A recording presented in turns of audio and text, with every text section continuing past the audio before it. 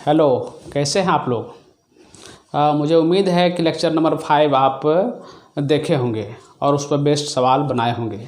पिछले लेक्चर में हमने आपके साथ डिस्कस करी थी linkage and crossing over, right. आप लिंकेज और क्रॉसिंग ओवर पर बेस्ड बहुत सारे प्रॉब्लम को आपने सॉल्व किया होगा अपने प्रॉब्लम शीट से, राइट। आज चलिए मैं जीन इंटरेक्शन आपके साथ में डिस्कस कर रहा हूँ, ठीक है। Lecture number 6 gene interaction. इसमें हम लोग पढ़ेंगे अलग अलग जीन इंटरेक्शन, इंट्राजेनिक इंटरेक्शन और इंटरजेनिक इंटरेक्शन। एक जीन क्या होता है, दो या दो से एलील का बना होता है, उसके बीच में किस तरह का रिलेशन है, किस तरह का इंटरेक्शन है, कैसा संबंध है, जब उसको पढ़ते हैं तो हम लोग बोलते हैं इंट्रा एलिलिक इंटरेक्शन, राइट। और जब हम लोग दो अलग अलग जीन का जो एलील है उसके बीच का इंटरेक्शन पढ़ते हैं तो हम लोग बोलते हैं इंटर एलिलिक इंटरेक्शन, राइट। चलिए हम लोग देखते हैं आगे। देखिए इधर ये सब पोस्ट मेंडेलियन डिस्कवरी था, ठीक है। जीन इंटरेक्शन जिसमें क्या है इंट्राजेनिक इंटरेक्शन, या इसको बोलते हैं इंट्रा एलिलिक इंटरेक्शन। इंट्राजेनिक बोलिए या इंट्रा एलिलिक बोलिए। एक जीन का एक से अधिक एलील होता है और उस एलील के बीच का इंटरेक्शन है, राइट। एक जीन था अपना हाइट का, राइट। इसका एक से अधिक फॉर्म था ना, टी और स्मॉल टी। तो इसके बीच और इसके बीच का इंटरेक्शन जब पढ़ते हैं तो क्या पढ़ते हैं, इंट्रा एलिलिक इंटरेक्शन पढ़ते हैं, राइट। और क्या है इसमें हम लोग पढ़ चुके हैं वैसे पहले इनकम्प्लीट डोमिनेंस, फिर कोडोमिनेंस पढ़ेंगे, और क्या है मल्टीपल एलील और लिथल जीन के बारे में पढ़ेंगे। ये क्या है इंट्रा एलिलिक है, एक ही कैरेक्टर है हाइट। इसका दो वेरिएंट टॉल और ड्वार्फ। टॉल भी क्या है कैरेक्टर है और ड्वार्फ भी तो हाइट का ही कैरेक्टर है, लेकिन उसका हाइट का दो वेरिएंट को रिप्रेजेंट करने वाला जो सिंबल है दैट इज कॉल्ड एलील। तो इसके बीच का इंटरेक्शन समझिएगा ध्यान से, intra allylic with in the allele. और क्या है ये दूसरा है इंटरजेनिक इंटरेक्शन, या इसको बोलते हैं हम लोग नॉन एलिलिक इंटरेक्शन। इसमें क्या है देखिए, एक हम लोग उधर पढ़ चुके हैं ना, फ्लावर कलर है, मान लीजिए कलर है फ्लावर का, एक है रेड और क्या है एक है वाइट स्मॉल। तो इसके बीच और इसके बीच का इंटरेक्शन तो कहलाएगा ये वाला चीज़, लेकिन जब ये वाला और ये वाला के बीच का पढ़ेंगे, ठीक ना, ये दोनों के बीच के इंटरेक्शन जब पढ़ेंगे तो क्या हो गया, ये इंटरजेनिक हो गया, दो जीन के बीच का हो गया। या इसके बीच ये दोनों में से कोई भी का इंटरेक्शन ये दोनों में से किसी भी के साथ पढ़ेंगे तो क्या हो गया नॉन एलिलिक, ठीक ना। ये कैरेक्टर का तो ये नॉन एलिल है, इस कैरेक्टर का ये नॉन एलिल है, तो बोलते हैं इसको नॉन एलिलिक, ठीक है, या इंटर एलिलिक बोलते हैं। और इसमें पढ़ना हम लोग को epistasis, duplicate gene, complementary gene और सप्लीमेंट्री जीन। आज हम ये वाला पोर्शन आपके साथ डिस्कस करते हैं, नेक्स्ट लेक्चर में वो वाला चीज़ देखेंगे, राइट। चलिए आगे बढ़ते हैं।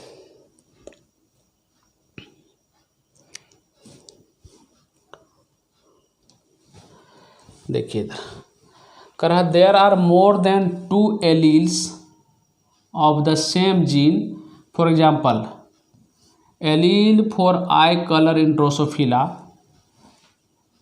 ठीक है, allele for eye colour in Drosophila के बारे में हम लोग देख रहे हैं। करा 3 allele for blood group, human में हम लोग के बॉडी में जो ब्लड ग्रुप को डिटरमाइन करने वाला वो कितना है 3 एलील है, 2 एलील नहीं है, 3 एलील। हाइट के लिए 2 एलील है लेकिन ब्लड ग्रुप के लिए 3 एलील है, जिसे हम लोग उधर पढ़ भी चुके हैं थोड़ा। जैसे ब्लड ग्रुप है, ये है ना ब्लड ग्रुप। तो ब्लड ग्रुप तो हम लोग जानते हैं कितने टाइप का होता है, तो 4 टाइप का, ए है, बी है, ए बी है और कौन है ओ ब्लड ग्रुप है। तो ये 4 ब्लड ग्रुप को रिप्रेजेंट करने के लिए 3 एलील है। वो एलील कौन सा है, ये एलील कौन सा है, ये एलील ब्लड ग्रुप को रिप्रेजेंट करने के लिए एलील कौन है, तो वो है एक है आई ए बोलते हैं, आई बी बोलते हैं, और कौन सा है आई नॉट बोलते हैं। ये 3 एलील का कम्बिनेशन, अलग अलग कम्बिनेशन, ये कभी इसको रिप्रेजेंट करेगा, कभी इसको करेगा, कभी ये करेगा, कभी ये करेगा, ठीक ना। तो यहाँ पर क्या है, एक कैरेक्टर को रिप्रेजेंट करने के लिए एक से अधिक एलील है तो मल्टीपल एलीलिज्म, ठीक है। ये मल्टीपल एलील केस देख रहे हैं हम लोग। और क्या है, 4 allele for coat colour in rabbit. Rabbit का जो स्किन कलर होता है ना, उसको बोलते हैं हम लोग कोट कलर। जो स्किन के ऊपर क्या है, हेयर है, फर है, जैसे कैटल होता है, गाय भैंस वगैरह, तो उसका जो बॉडी कलर है उसको बोलते हैं हम लोग कोट कलर। इसी तरह से रैबिट का जो कोट कलर है उसको 4 अलग अलग एलील उसको जो है रिप्रेजेंट करता है। ब्लड ग्रुप के लिए 3 एलील है जो अलग अलग ब्लड ग्रुप को रिप्रेजेंट करता है। इसी तरह से कोट कलर के लिए हम लोग देखेंगे आगे।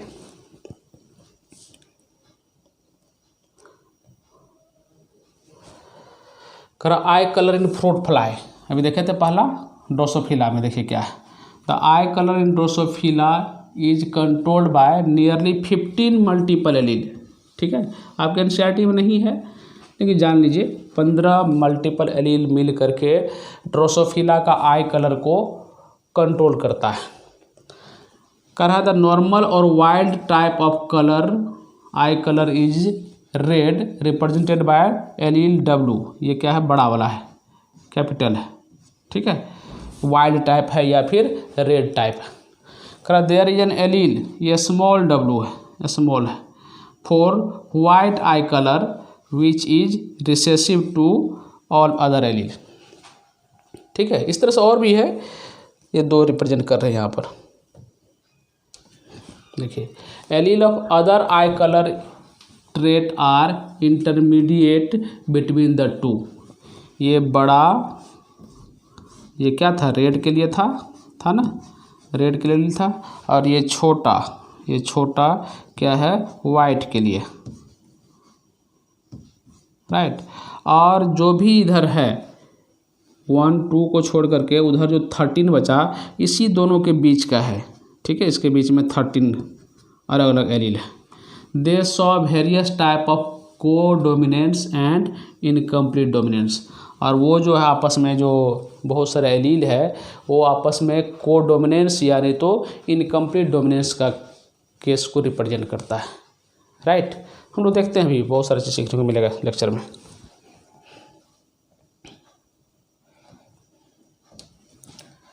देखिए इधर लिथल जीन, अभी पढ़े थे लिथल जीन। लिथल जीन बोलते हैं या एलील बोलते हैं वैसा कम्बिनेशन ऑफ जीन जो डेथ काज करता है। लिथलिटी मतलब होता है डेथ करना, ठीक है, ख़त्म कर देना। तो कुछ ऐसा कम्बिनेशन बनता है ऑर्गेनिज्म के लाइफ में जो उसका डेथ काज कर देता है, तो बोलते हैं लिथल जीन कम्बिनेशन बोलते हैं। अभी देखते हैं कैसे होता है। इसमें क्या होता है, हेट्रोटाइप में तो सर्वाइव करता है, लेकिन 2 रिसेसिव कैरेक्टर यदि साथ आ जाता है तो वो क्या होता है, लिथल हो जाता है। जैसे क्या है, हम लोग एग्जांपल देखेंगे आगे कि एक देखे थे sickle cell anaemia, right. Sickle cell anaemia में क्या होता है, जो रिसेसिव कैरेक्टर है वो क्या है, अगर यदि जैसे हेट्रोटाइप है सिकिल सेल वाला मेल, हेट्रोटाइप है फीमेल, दोनों की शादी हो गई, अब एक कम्बिनेशन बनेगा कौन सा, लिथल जीन वाला, जो रिसेसिव मेल से आएगा, रिसेसिव फीमेल से आएगा, और वो सर्वाइव नहीं करता है, तो बोलते हैं वो लिथल कम्बिनेशन बन गया। देखेंगे हम लोग आगे भी। देखिए इधर an allele that has potential to cause death, है ना, डेथ, वैसा एलील जिसमें क्षमता है डेथ काज करने का, किसका डेथ, ऑर्गेनिज्म का, उसको बोलते हैं हम लोग लिथल एलील। वैसा एलीलिक कम्बिनेशन जो डेथ काज करता है क्या बोलेंगे, lethal allele. The time of death will depend on when the product is essential, ठीक है। जो टाइम ऑफ डेथ होगा ऑर्गेनिज्म का वो डिपेंड करेगा on the when the product is essential. जब प्रोडक्ट एसेंशियल है और वो नहीं बन पा रहा तो lethal. In mammal this might अक्यर during development, early childhood और इवन एडल्टहुड। हम लोग पढ़ेंगे ह्यूमन बींग के केस में जो लिथलिटी का केस है वो अलग अलग है। एक एम्ब्रायनिक कंडीशन में लिथल हो जाता है कभी कभी, तो एम्ब्रायनिक कंडीशन में ख़त्म हो गया। एक होता है कि नहीं थोड़ा सा बड़ा हुआ तब तक जिंदा है, एक होता है कि जब एडल्ट हुआ तब तक जिंदा है फिर मर जाता है। ठीक है, तो अलग अलग केस होता है ह्यूमन बीइंग में। अर्ली चाइल्डहुड में कोई डेथ कर गया है, इवन एडल्टहुड में डेथ करता है, अलग अलग डेवलपमेंटल स्टेज में लिथैलिटी का केस देखा गया है। पढ़ेंगे भी हम लोग, देखते हैं आगे। When the absence of a specific protein result in a lethal phenotype, the gene that encode the protein is considered as an essential gene for survival. Non-essential genes are not absolutely required for survival, although they are likely to be beneficial to the organism. हम लोग के body में दो तरह का gene है, कुछ essential gene है, कुछ नॉन एसेंशियल जीन है। एसेंशियल जीन क्या है? जो स्पेसिफिक टाइप का प्रोटीन प्रोड्यूस करता है, right. When the absence of a specific protein result in the lethal phenotype, the gene that encode the protein is considered as an essential gene, right. Essential gene क्या होगा? Necessary होगा for survival के लिए। और non essential gene क्या होता है? Are not absolutely required, बहुत ज़रूरी नहीं है सर्वाइवल के लिए, फिर भी although they are likely to be beneficial to the organism, फिर भी ये ऑर्गेनिज्म को सपोर्ट करता है, तो उसको बोलते हैं नॉन एसेंशियल। एसेंशियल के बिना सर्वाइव नहीं करेगा, नॉन एसेंशियल के बिना सर्वाइव भी कर सकता है, बशर्ते और क्या काम है कि उनको सपोर्ट करता है लाइफ के लिए। A mutation is non-essential gene. A mutation in a non-essential gene will not usually cause death. Non essential gene में मुटेशन हो गया तो जो चूँकि नॉन एसेंशियल है तो मुटेशन हो भी गया तो डेथ नहीं होगा ऑर्गेनिज्म का। लेकिन जो एसेंशियल जीन है, जो जरूरी है, जो हाउस कीपिंग जीन बोलते हैं, वैसा जीन जो 24 घंटा एक्सप्रेस कंडीशन में रहता है, उस जीन में अगर यदि मुटेशन हो गया तो डेथ हो सकता है। लेकिन नॉन एसेंशियल जीन में मुटेशन हो गया तो वो डेथ काज नहीं करता है हम लोग को बॉडी में। जैसे देखिए क्या है, हार्ट के पंपिंग को रेगुलेट करने वाला जीन हमेशा एक्टिवेट रहता है, राइट। लीवर को कंट्रोल करने वाला जीन, किडनी को कंट्रोल करने वाला जीन, ये सब क्या है? हमेशा एक्टिवेट कंडीशन में। हम लोग बोलते हैं इस तरह के जीन को हाउस कीपिंग जीन बोलते हैं। हम लोग का बॉडी लाइक हाउस, इसका रखवाला जीन है। अगर हार्ट का जीन एक्सप्रेशन में भाग नहीं लेगा, चौक कर गया, तो वर्टिकल डिस्प्लेसमेंट ख़त्म हो सकते हैं, राइट।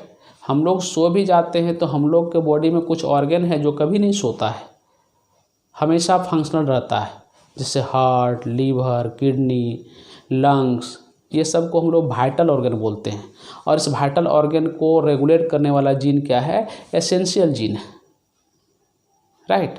और ये जीन का प्रोडक्ट लिविंग ऑर्गेनिज्म को या हम लोग को सर्वाइव करने के लिए ज़रूरी है। अगर किसी वजह से उसमें मुटेशन हो गया तो क्या होगा? डिफेक्टिव प्रोडक्ट बनेगा, तो सर्वाइवलशिप पर खतरा आएगा। लेकिन वैसा भी जीन है जो नॉन एसेंशियल है लेकिन हम लोग को सपोर्ट करता है, बेनिफिशियल है हम लोग के लिए, लेकिन नॉन एसेंशियल है।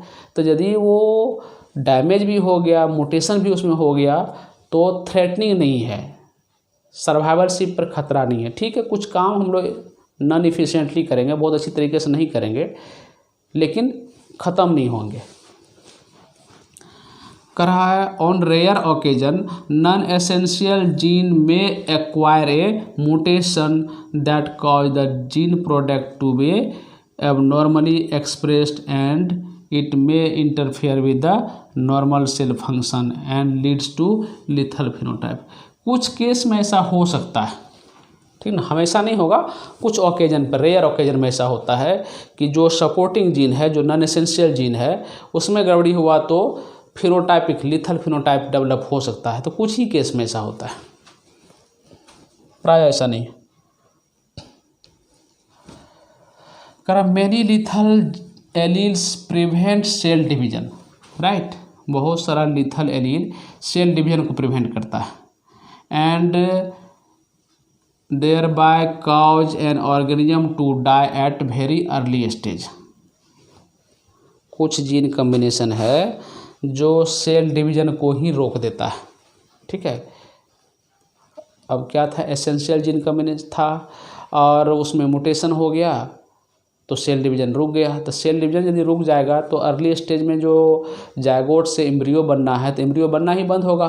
एम्ब्रियो ही नहीं बनेगा तो फिर आगे का लाइफ कैसे प्रोसीड करेगा। तो लीथल हुआ ना, करा मैनी लीथल एलील प्रिवेंट करता है cell division and thereby cause an organism to die at a very early stage. Embryo ही नहीं बना इम्ब्रानिक, तो इम्ब्रानिक केस में लीथल हो गया ये। On other however may only exert their effect later in life or under certain environmental condition. जबकि कुछ है, कुछ तो अर्ली स्टेज में लिथलिटी कर दिया, कुछ बाद में करता है, right. Later stage of life. करे a lethal gene can be defined as gene whose phenotypic effect is sufficiently drastic to kill the bearer। ध्यान रखिएगा, lethal gene can be defined as a gene whose phenotypic effect is sufficiently drastic to kill the bearer, जिसमें वो gene combination बनेगा उस organism को किल कर देगा, right. These are usually inherited in a recessive manner। The normal segregation ratio is modified into 2:1। Normally जो ratio आता है, फिनोटाइपिक रेशियो जो आता है 1:2:1 आता है। तो एक तो डाई होगा तो 2:1 बचता है। Lethal allele were first discovered by, इसका नाम याद रखिए, लूसियन क्यूनोट, ठीक है ना। While studying the inheritance of coat colour in mice. चूहा के स्किन कलर, चूहा का जो फर होता है ना, बॉडी हेयर बोलते हैं, कोट बोलते हैं, जो कवर है, उसके ऊपर अध्ययन कर रहे थे कौन, तो ये ल्यूसीन, राइट। तो फिर उनको पता चला था लिथल के बारे में, लिथलिटी के बारे में।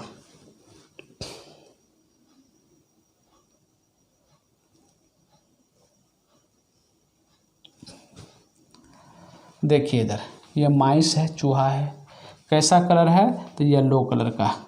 ये माइस है, ये भी येलो कलर का। येलो को हम लोग ऐसे रिप्रेजेंट करते हैं, क्या है देख रहे हैं, ये कॉम्बिनेशन। अब ये मेल मान लेते हैं इसको, तो इसको मानना पड़ेगा क्या, फीमेल, राइट। अब मेल स्पर्म प्रोड्यूस किया और स्पर्म का हम जो है ये क्या किए, सेग्रीगेशन में ये कैपिटल वाई और वाई डैश स्पर्म में। फीमेल का भी वही है, तो ये फीमेल प्रोड्यूस की कैपिटल वाई और ये वाई डैश। ये एग में हुआ ऐसा, ये स्पर्म में ऐसा कॉम्बिनेशन।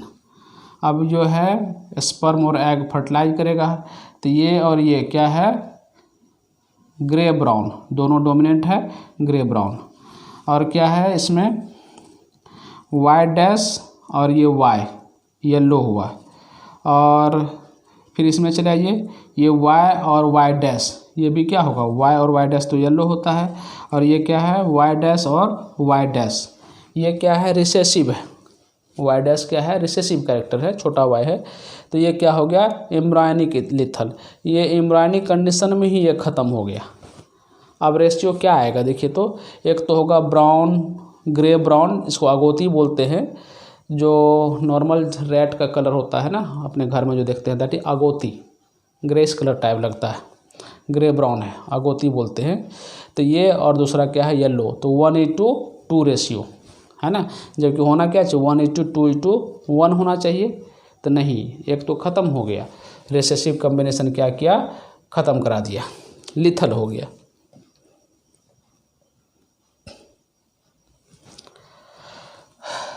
अब देखते हैं हम लोग सेक्स डिटर्मिनेशन। ये सेक्स डिटर्मिनेशन कैसे करते हैं, अलग अलग ऑर्गेनिज्म में सेक्स डिटर्मिनेशन का क्या तरीका है, राइट। पढ़ना था इसमें X/A रेशियो सेक्स डिटर्मिनेशन में काम आता है, ठीक है। और हम लोग में और ड्रोसोफिला में कुछ इंसेक्ट है वहाँ पर क्या है XX और XY mode of sex determination है। XX फीमेल और XY मेल। यहाँ बोलते हैं मेल हेट्रोटाइप होता है और फीमेल होमोटाइप होती है। XX मतलब होमो सिमिलर टाइप है, XY हेट्रो। देखिए इधर in diploid organism with separate sex there are 2 kind of chromosome, है ना। एक होता है सेक्स क्रोमोजोम जिसको एलोजोम भी बोलते हैं और दूसरा क्या है ऑटोजोम है। जैसे हम लोग के बॉडी में क्या बोलते हैं डिप्लॉयड क्रोमोजोम का नंबर क्या है 46 है बोलते हैं ना। और ये 46 को भी हम लोग बांटे हैं 2 भाग में, एक होता है क्या ऑटोजोम और एक होता है एलोजोम। और ये एलोजोम को ही हम लोग बोलते हैं सेक्स क्रोमोजोम, ठीक है। ऑटोजोम कितना है तो 44 है और सेक्स क्रोमोजोम क्या है 2 है। अगर यदि XX रहा तो ये फीमेल हो जाएगी और ये XY रहा तो ये मेल हो जाएगा। 44 ऑटोजोम और प्लस ये, तो ये क्या हो गया मेल हो गया और ये क्या हो गई फीमेल हो गई राइट। ये इसी को हम लोग लिखते हैं इस तरह से 2A प्लस XX, ये क्या है होमोटाइप है, और 2A प्लस XY लिखते हैं, ये क्या है हेट्रोटाइप है, अलग अलग है तो हेट्रो है। ये क्या हुआ तो ये मेल हो गया और ये क्या है तो ये फीमेल है, तो मेल हेट्रोटाइप है ना। ये जो है ऑटोजोम मेल में फीमेल में आइडेंटिकल ही होता है, उसमें कोई परेशानी नहीं है। हाँ यहाँ एलोजोम को लेकर के डिफरेंसेस हैं, तो फीमेल होमोटाइपिक है और मेल हेट्रोटाइपिक है ना। तो कह रहा सेक्स क्रोमोजोम या एलोजोम, यही था सेक्स क्रोमोजोम या इसको एलोजोम बोलते हैं। ये जो क्रोमोजोम हम लोग का 2 टाइप है एलोजोम और ऑटोजोम ये वाला। कह रहा the 2 member of each pair of homologous autosome are similar in size and shape but they may not be true for sex chromosome। Sex chromosome के मामले में ये अलग अलग भी हो सकता है। फीमेल केस में तो सिमिलर है, मेल केस में क्या अलग अलग है, लेकिन ऑटोजोम क्या है बिल्कुल शेप साइज में एक जैसा होता है राइट, ध्यान रखिएगा।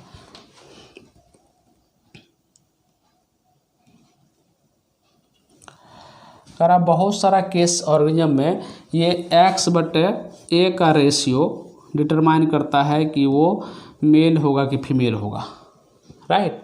X/A का रेशियो नॉर्मली X/A का रेशियो अगर 1 होता है तो ये फीमेल होती है, क्या होती है ये फीमेल होती है। X/A का रेशियो 1 और X/A का रेशियो यदि होता है 0.5 तो उस केस में क्या है ये होता है मेल।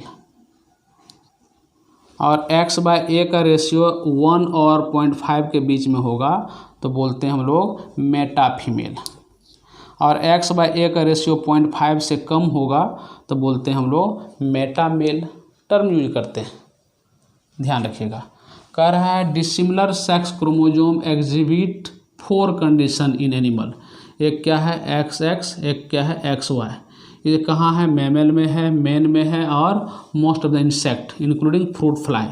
फ्रूट फ्लाई तो हम लोग जानते हैं क्या बोलते हैं इसको ड्रोसोफिला बोलते हैं, ड्रोसोफिला बोलते हैं, ड्रोसोफिला।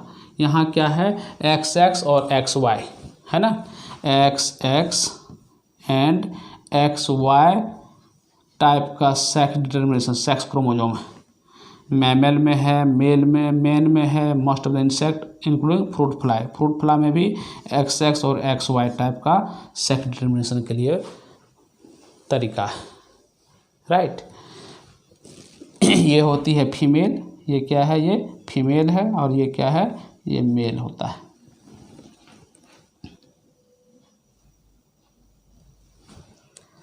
कह रहा है the large one is known as X chromosome. ये जो 2 क्रोमोजोम है ना, ये X है और दूसरा क्या है, इसी का ये पार्ट को ख़त्म कर दीजिए, ये पार्ट मिटा दीजिए, ये वाला पार्ट मिटा दीजिए, ये मिट गया, तब क्या बचा ऐसा बचा ना। तो X क्रोमोजोम तो ये है, इसका ये पार्ट हटा दिया तो ये बन गया ऐसा है ना, यहाँ वाला पार्ट ख़त्म कर दिए तो X बड़ा क्रोमोजोम और Y क्या है छोटा क्रोमोजोम है। ये वाला पोर्शन गायब है ना, वही लिखे हैं। The larger one is X chromosome and the smaller one is Y chromosome. Female क्या है, होमोगैमेटिक, क्या बोलते हैं इसको, होमोगैमेटिक बोलते हैं, गैमेटिक फीमेल है। हम मेल क्या है, ये हेट्रोगैमेटिक बोलते हैं, हेट्रोगैमेटिक, ध्यान रखिएगा क्या है, हेट्रोगैमेटिक। कर experiment have shown that the gene which influence sex lie in the x chromosome. Experimentally prove हो चुका है कि जो सेक्स को इन्फ्लुएंस करने वाला जो जीन है वो किसके पास है, तो एक्स के पास है। हमेशा वाई जो है मेल को कैरेक्टर को रिप्रेजेंट नहीं करता है, ह्यूमन बीइंग में करता है, लेकिन और भी जगह जरूरी नहीं कि वाई रहे तभी मेल होगा, एक्स डिटरमाइन करता है। देखेंगे आगे।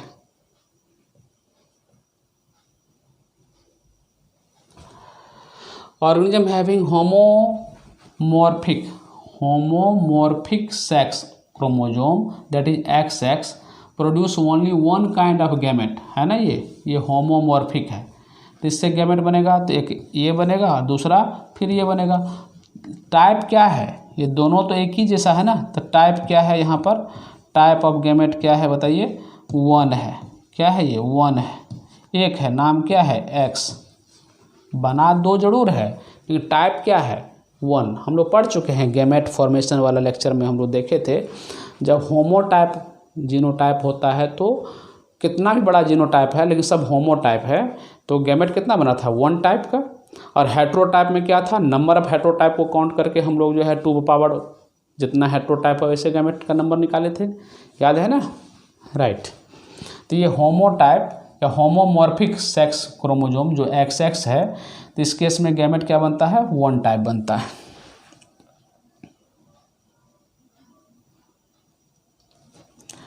और क्या है, organism with heteromorphic sex chromosome. Female क्या है, सॉरी मेल क्या है, हेट्रोमॉर्फिक है, ये मेल है, ये क्या है, ये मेल है हेट्रोमॉर्फिक, और इसमें क्या है 2 टाइप के गैमेट बना, X भी बना और ये Y भी बना, राइट। करा human male and male fruit fly are example. Heteromorphic का एग्जाम्पल होता है human male and male fruit fly. Male fruit fly भी क्या है, हेट्रोमॉर्फिक है, जैसे ह्यूमन बीइंग का होता है। फीमेल फ्रूट फ्लाई ड्रोसोफिला और ह्यूमन फीमेल होमोमॉर्फिक होती है, सेम टाइप का गैमेट प्रोड्यूस होता है वहाँ भी।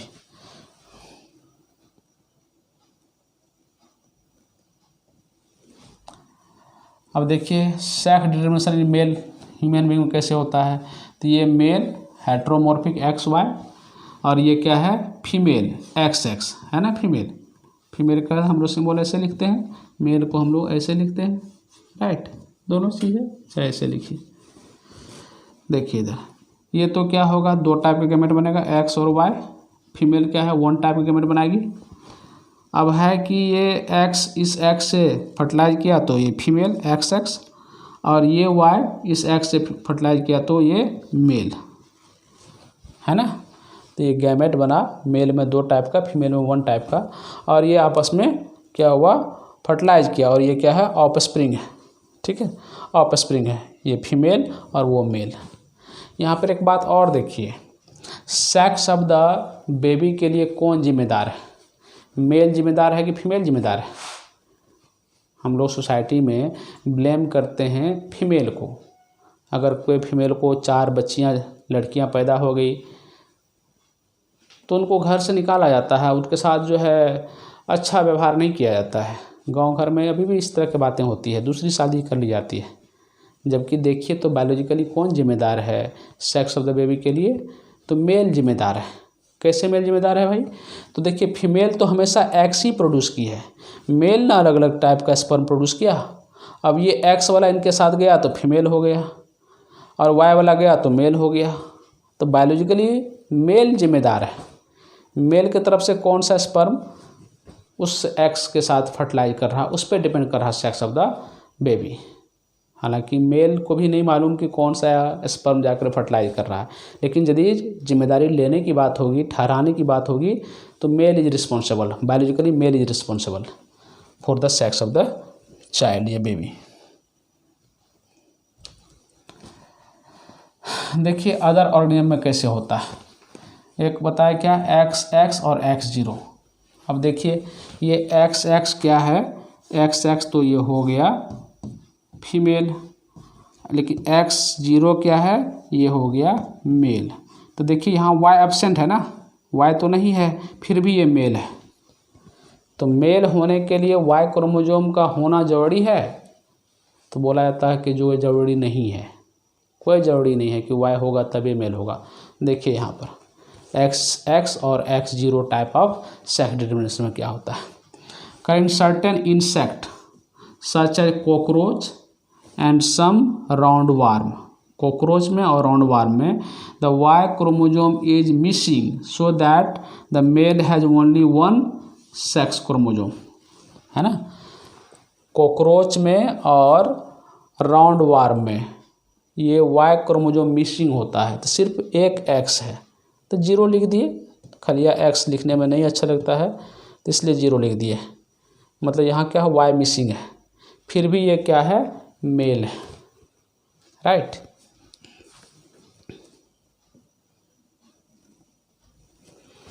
कह रहा male X0, 0 means absence of one sex chromosome and the female क्या है, XX है। ये राउंड वार्म का फोटो है।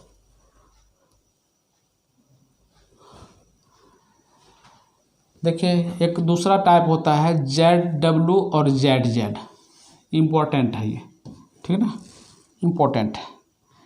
ZW और ZZ, ये ZW यहाँ पर क्या है, ZW ये होता है मेल, सॉरी ZW फीमेल है, क्या है ये, फीमेल। और ये ZZ क्या है, ये होता है मेल। यहाँ पर मेल है होमोगेमेटिक, फीमेल है हेट्रोगेमेटिक, ध्यान रखिएगा। कह रहा इन मैनी फिश में, रेप्टाइल में, बर्ड्स में and some insect, butterfly, moth, ZZ क्या है, तो मेल है ना, ZZ क्या है, मेल है, एंड ZW क्या है, ये फीमेल है, राइट। तो यहाँ पर क्या हो गया, हम लोग के उलट हो गया। हम लोग में, ह्यूमन बींग में, ड्रोसोफिला में देखे क्या था, मेल था हेट्रोटाइप या हेट्रोगेमेटिक था, हेट्रोमॉर्फिक था। फीमेल क्या थी, होमो थी। लेकिन यहाँ उलट गया, है ना, यहाँ उल्टा केस है।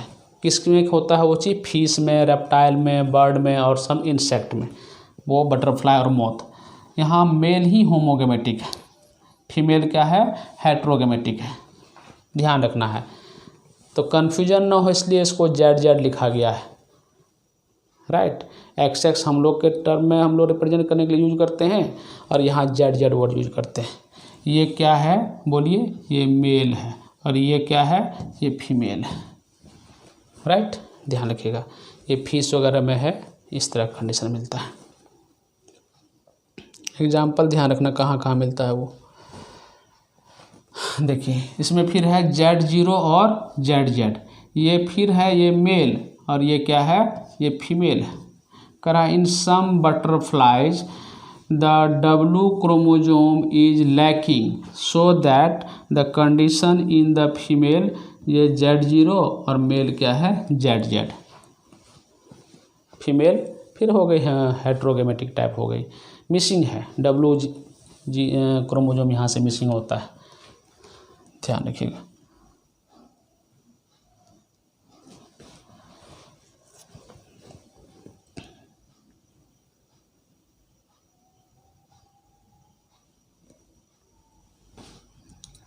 देखिए इधर हैप्लोडिप्लॉइडी इन हनी बी, हनी बी में किस तरह से सेक्स डिटर्मिनेशन होता है ये थोड़ा देखना है।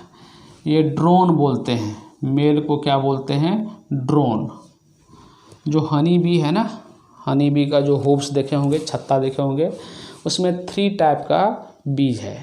एक है रानी मक्खी, बड़ी होती है, और बहुत सारी है नौकरानी मक्खी, मतलब वर्कर, और कुछ मेल होता है उससे होप्स में, राइट। और ये तीनों का अब देखिएगा प्लॉइडी लेवल या जेनेटिक कंपोजिशन देखिएगा तो थोड़ा अलग है आपस में। फीमेल क्या है, फीमेल जो रानी मक्खी है वो डिप्लॉयड होती है, मेल क्या होता है, हैप्लॉयड होता है, और वर्कर भी क्या होती है, हैप्लॉयड होती है। अभी देखते हैं कैसे कंडीशन होता है ये चीज़। देखिए इधर ये मेल क्या है, ये हैप्लॉयड है, क्रोमोसोम नंबर 16 होता है इसमें ड्रोन में। और ये क्या है, क्वीन रानी मक्खी है, फीमेल, इसमें 32 क्रोमोसोम नंबर होता है। अब जब ये फीमेल गैमेट बनाने में इन्वॉल्व होगी तो क्या होगा, मियोसिस होगा, इसको रिडक्शनल डिवीजन बोलते हैं, तो हाफ हो जाएगा, ये क्या हो गया, गैमेट हो गया। और यहाँ मेल तो चूँकि हैप्लॉयड है तो ये कैसे बनाएगा, एन से एन बनेगा, तो उसके लिए माइटोसिस करना पड़ेगा, राइट। तो यहाँ माइटोसिस के द्वारा गैमेट बनता है, तो ये बना सेम चीज़। और ये मेल गैमेट और ये फीमेल गैमेट फ्यूज किया तो ये फीमेल, ठीक है, ये फीमेल। और क्या होता है, अगर यदि एग सेल फर्टिलाइज नहीं किया, डायरेक्ट डेवलप कर गया तो ये बनता है मेल, राइट। वर्कर भी डिप्लॉयड है, तभी हम हैप्लॉयड बोल दिए थे वर्कर को, सॉरी।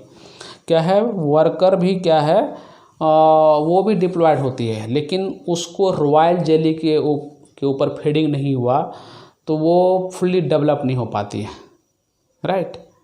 तो वर्कर, बहुत सारी वर्कर होती है, नौकरानी बोलते हैं।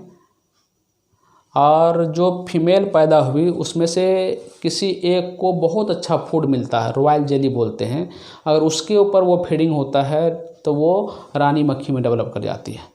बाद बाकी क्या है, नौकरानी है, वो सब जो है नेक्टर सकिंग का काम करती है।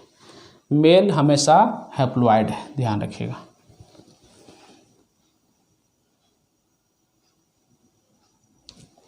ये देखिए इधर एक ब्यूटीफुल सा आपके लिए स्लाइड लाए हैं जिसमें कि मधुमक्खी दिखाया जा रहा है। जो मैक्सिमम नंबर होता है वो क्या है, वर्कर हनी बी का है। एक होप्स में वर्कर का नंबर सैकड़ों हज़ारों में होता है। जो ड्रोन है जिसको मेल बोलते हैं उसका नंबर थोड़ा कम होता है, और क्वीन का नंबर 1 या 2, बड़ा होप्स है तो 2 होगी, नॉर्मली 1, राइट।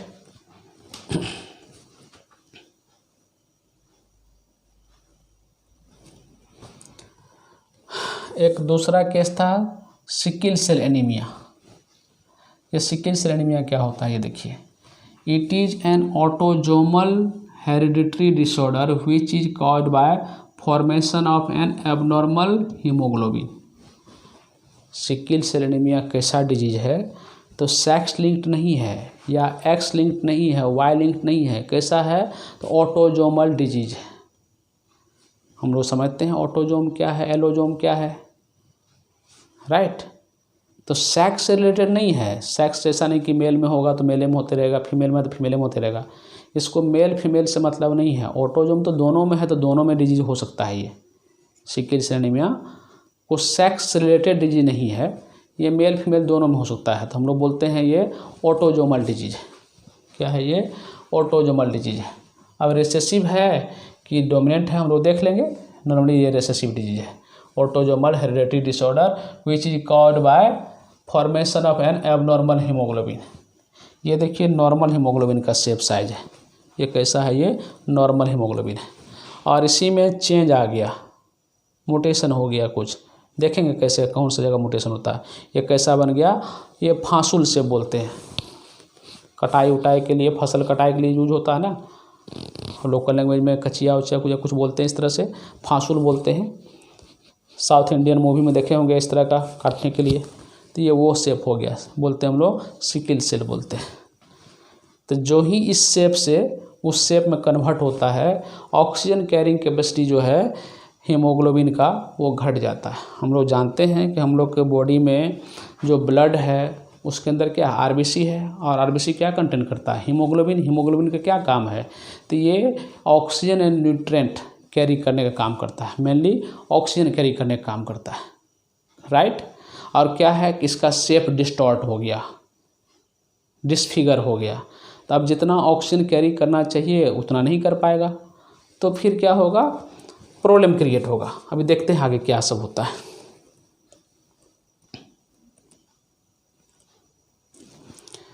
देखिए इधर म्यूटेशन इन बीटा चेन, क्या है, म्यूटेशन इन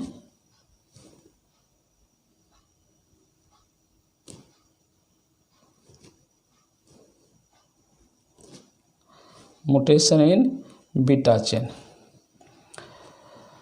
हीमोग्लोबिन हम लोग जानते हैं, ये जो हीमोग्लोबिन है HB बोलते हैं हम लोग, हीमोग्लोबिन क्या है, ये पिगमेंट है जो RBC के अंदर मिलता है और ये बना रहता है 4 पॉलीपेप्टाइड से, 2 अल्फा चेन है और 2 बीटा चेन है।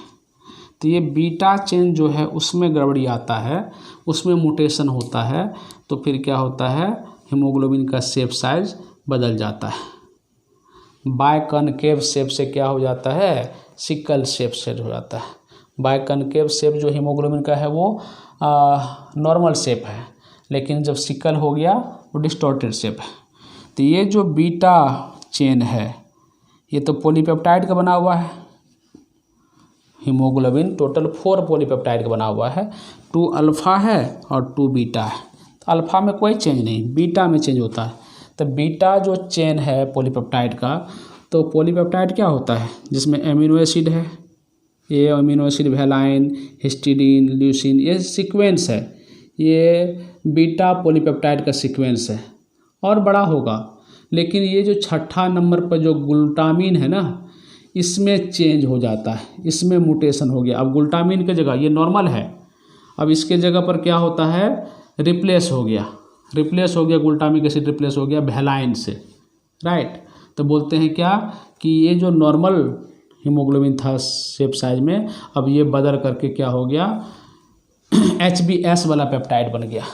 ये HbA वाला पेप्टाइड है, बने, ये नॉर्मल वाला पेप्टाइड है, पेप्टाइड बॉन्ड है, यहाँ पर पेप्टाइड बॉन्ड है, बहुत सारे अमीनो एसिड पेप्टाइड बॉन्ड से जुड़ा हुआ है, तो नॉर्मल पेप्टाइड बोलते हैं। अब वो क्या हो गया, छठा नंबर पे हो गया म्यूटेशन। कैसा म्यूटेशन हुआ, क्या बोलेंगे इसको, मतलब वहाँ से डिलीट होकर ख़त्म नहीं हो गया, उसके जगह पर दूसरा चीज़ आ गया, राइट। तो ग्लूटामिन के जगह पर क्या आ गया, वेलाइन आ गया। अब जो चूँकि हम लोग जानते हैं कि कोई भी प्रोटीन का जो नेचर है उसमें पाए जाने वाले अमीनो एसिड के सीक्वेंस पर डिपेंड करता है, स्पेसिफिक सीक्वेंस स्पेसिफिक प्रोटीन बनाता है। कोई भी अमीनो एसिड अगर अल्टर कर गया या कम हो गया या ज़्यादा हो गया या किसी पर्टिकुलर अमीनो एसिड के बदले कोई और आ गया, तो अब वो प्रोटीन नहीं रहा जो पहले था, बदल गया, उसका नेचर बदल गया। तो ठीक इसी तरह से ये था नॉर्मल वाला जिसको HbA पेप्टाइड बोले थे, और छठा नंबर पर क्या होगा, चेंज हो गया, ये रिप्लेस हो गया वेलाइन के द्वारा, है ना। अब ये अलग हो गया, ये फिगर से दिखाने की कोशिश की है, ध्यान रखिएगा।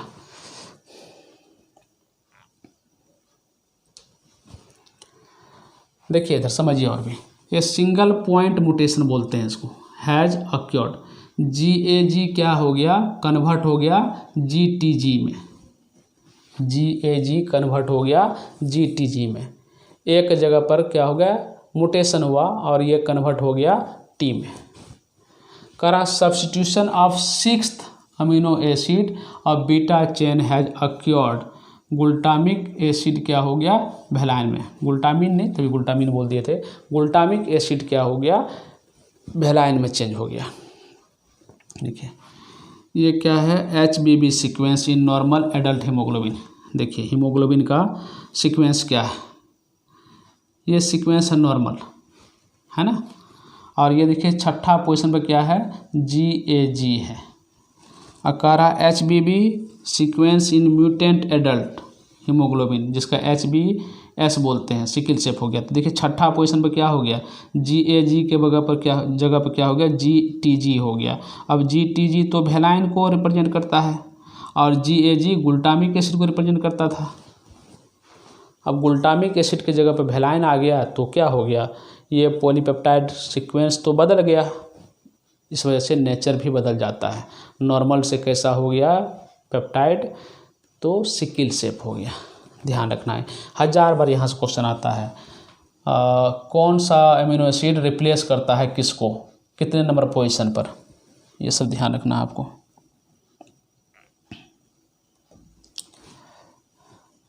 देखिए सिकिल सेल एनीमिया में क्या है, तो कह रहा है the mutation effect following trait, it contribute to the formation of defective haemoglobin that is much less efficient in carrying oxygen. Recessive condition में सिकिल सेप वाला जो रिसेसिव कॉम्बिनेशन है, जैसे क्या है ये एच बी ये नॉर्मल है और इसे म्यूटेशन हो गया तो ये HB ये सिकिल सेप हो गया, राइट। अगर 2 को सिकिल सेप वाला आएगा तो क्या होगा, लिथल हो जाएगा, यहाँ भी ख़त्म हो जाएगा। RBC बिकम सिकिल सेप्ट, कह रहा है this sickle shaped RBC can not pass through narrow capillary, thus blood circulation and O2 supply are disturb. जो नॉर्मल सेप साइज का हीमोग्लोबिन है वो हम लोग के ब्लड वेसल्स या ब्लड कैपिलरी होकर के इजीली पास कर जाता है, लेकिन जो ही उसका सेप साइज डिस्टॉर्ट होता है तो वो कैपिलरी में वो फंस जाता है, और वो तो फंस गया, ऊपर से उसके अंदर जो है वॉल्यूम भी कम हो जाता है सेप डिस्टॉर्ट होने से, तो ओवरऑल ऑक्सीजन कैरिंग कैपेसिटी क्या होता है, काफ़ी रिड्यूस कर जाता है। और जब ऑक्सीजन कैरिंग कैपेसिटी रिड्यूस कर जाएगा तो फिर क्या होगा, डेथ हो सकता है, तो लिथल हो जाता है।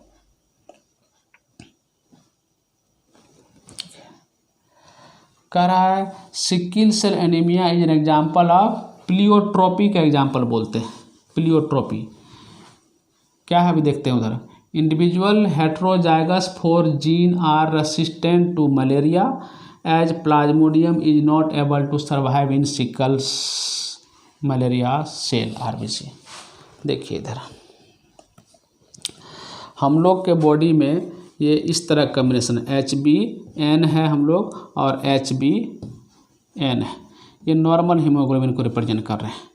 यहाँ पर क्या होता है, जो RBC है ना, RBC का शेप साइज नॉर्मल है, ठीक ठाक है, तो ये जो है ऑक्सीजन कैरी करने में मदद करता है, लेकिन इसके अंदर मलेरियल पैरासाइट भी सर्वाइव कर जाता है। इस वजह से क्या होता है, मलेरिया हो जाता है। हम इंडियन को चाहे और भी कंट्री वाले लोग को क्या होता है, मलेरिया होता रहता है। लेकिन अफ्रीका में क्या है, वहाँ का जो पॉपुलेशन है ना, वहाँ पर सिकल सेल ट्रेट वाला लोग का सिलेक्शन ज़्यादा हो गया, राइट। हम लोग में तो चलो नॉर्मल कंडीशन है लेकिन मलेरिया रेसिस्टेंट नहीं है, लेकिन अफ्रीका में क्या है, वहाँ मलेरिया रेसिस्टेंट लोग ज़्यादा है। नेचर सेलेक्ट किया, जंगल उंगल ज़्यादा होता है, फॉरेस्ट वगैरह ज़्यादा होता है, तो मच्छर की वजह से क्या है, मलेरिया होने के चांसेस रहता है। मच्छर के काटने से मलेरिया होता है ऐसा तो नहीं बोलेंगे, प्लाज्मोडियम की वजह से होता है। प्लाज्मोडियम का कैरियर होता है मॉस्किटो। तो देखिए क्या है कि ये वाला कंडीशन HbN और ये HbS, ये वाला को बोलते हैं हेट्रो कंडीशन। ये वाला सर्वाइव करता है अफ्रीका में। क्यों सर्वाइव करता है, तो मलेरियल पैरासाइट को रहने के लिए जगह नहीं मिल पाता है और ये नॉर्मल ऑक्सीजन भी कैरी कर देता है, तो दोनों सुविधा है। मतलब कि ये जो कॉम्बिनेशन है ये में नॉर्मली सर्वाइव कर लेता है, क्योंकि नॉर्मल की वजह से नॉर्मल शेप साइज का हाफ है डिस्टॉर्टेड, मतलब मलेरियल पैरासाइट रहने का बहुत कम जगह है, ऑक्सीजन कैरी भी करने के लिए जगह है नॉर्मल शेप साइज का थोड़ा, तो दोनों कॉम्बिनेशन से सर्वाइव कर लेता है लोग। लेकिन और अफ्रीका में एक ऐसा मेल और इसी तरह कोई फीमेल है, मान लीजिए HbN और ये HbS वाला हेट्रोटाइप। अब इस केस में क्या होता है, एक कॉम्बिनेशन बनेगा, आप देखिएगा बना करके, 2 टाइप का गैमेट बनेगा, यहाँ 2 टाइप का बनेगा, एक कॉम्बिनेशन बनेगा ऐसा वाला HbS और HbS वाला कॉम्बिनेशन होगा ना, इसका S कॉम्बिनेशन बनाएगा ये। और ये केस में क्या होता है, ये लिथल हो जाता है। उसको जो है कोई भी मलेरिया रेसिस्टेंट जरूर है, लेकिन ऑक्सीजन कैरिंग कैपेसिटी तो डेवलप नहीं हुआ उसके RBC में, तो वो मरता है, ऑक्सीजन डिफिशिएंसी से मरता है वो, राइट, ध्यान रखिएगा।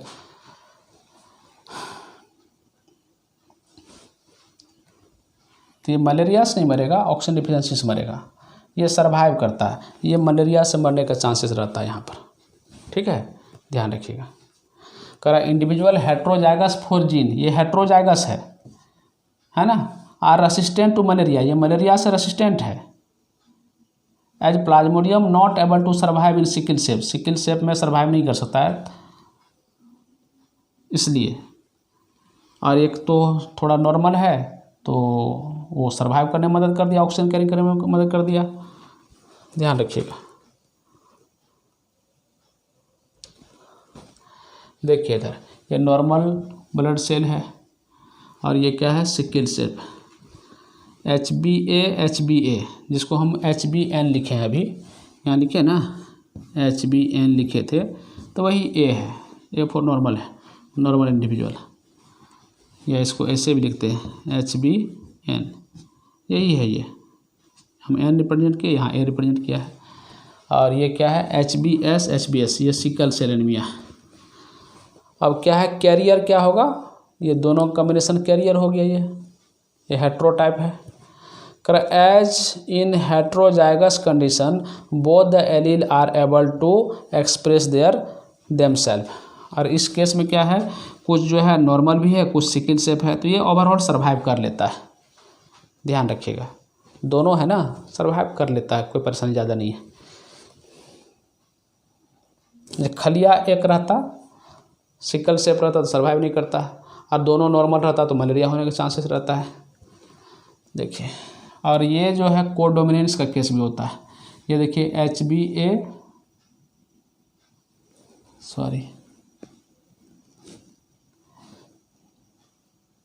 देखिए क्या है, ये HbA और HbS हेट्रोटाइप है, कैरियर भी बोलते हैं इसको।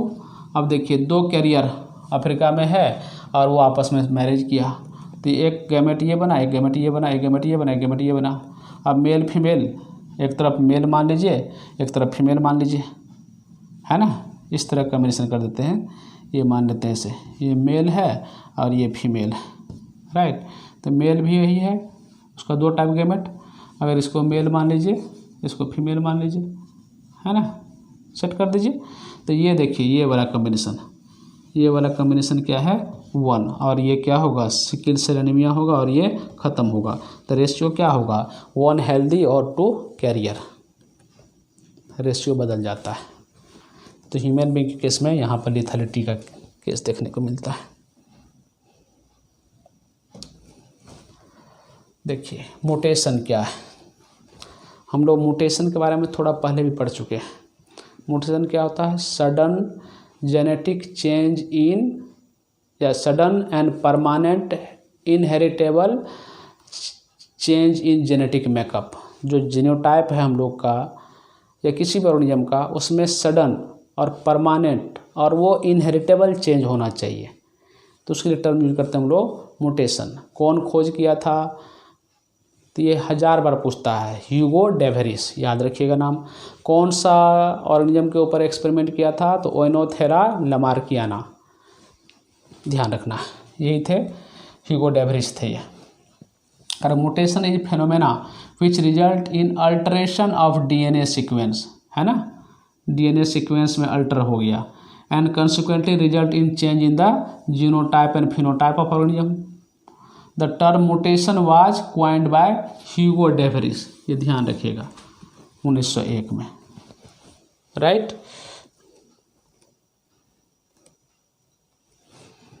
करा de Vries also propose mutation theory of evolution in his book the mutation theory, book लिखे थे ये, पब्लिश्ड इन 1903। ह्यूगो डेवेरिस वर्कड, यही ओइनोथेरा लमार्कियाना, क्या बोलते हैं इसको, इवनिंग प्राइमोज बोलते हैं, इसी के ऊपर, इसी इवनिंग प्राइमोज के ऊपर या ओइनोथेरा लमार्कियाना के ऊपर वो म्यूटेशन स्टडी किए थे।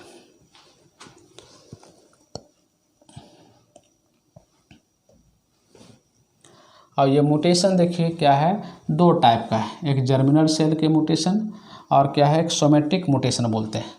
ये जर्मिनल म्यूटेशन, जर्म सेल में अगर म्यूटेशन होगा तो वो क्या होगा, हेरिटेबल होगा, 1 जनरेशन से नेक्स्ट जनरेशन में ट्रांसफ़र होगा वो, राइट। लेकिन जब सोमेटिक सेल में म्यूटेशन होगा तो वो ट्रांसफ़र नहीं होता। मान लिया कि बॉडी में यहाँ कहीं रेडिएशन लग गया तो ये जनरेशन में ट्रांसफ़र नहीं होगा।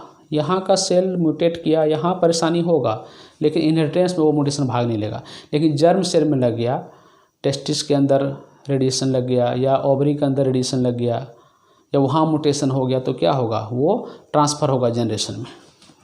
तो कह रहा सोमेटिक, ये जो है appear in body cell other than germinal cell, they generally die with the death of the body. ठीक है, ये जो म्यूटेशन है सोमेटिक म्यूटेशन, वो नॉर्मली बॉडी डेथ किया तो वो ख़त्म हो गया। Appear in germ cell and they are pass to the offspring, ये पास होता है जनरेशन आफ्टर जनरेशन। राइट, आज का लेक्चर मैं यहीं ख़त्म करता हूँ और आगे पढ़ेंगे हम लोग, उधर देखेंगे नॉन एलिक इंटरेक्शन में। कह रहा है कि ये जीन म्यूटेशन या मेंडेलियन म्यूटेशन और क्रोमोसोमल म्यूटेशन, ये दो टॉपिक के रूप में हम लोग आगे यहाँ से बढ़ाएंगे नेक्स्ट क्लास में। राइट, ध्यान रखिएगा।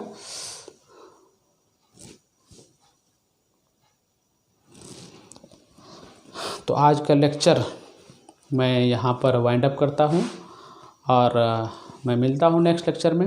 आप ध्यान से एक बार दो बार लेक्चर को देखिए और लेक्चर को बार बार देखने से बहुत कुछ सीखेंगे आप। एनसीईआरटी को लाइन बाय लाइन पढ़िए, ये चीज़ एनसीईआरटी से ही बनाया गया है, तो कुछ बाहर नहीं है। आप एनसीईआरटी बुक को आप कंसल्ट कीजिए और एनसीईआरटी बेस्ड सवाल बनाइए। राइट, मिलते हैं नेक्स्ट लेक्चर में।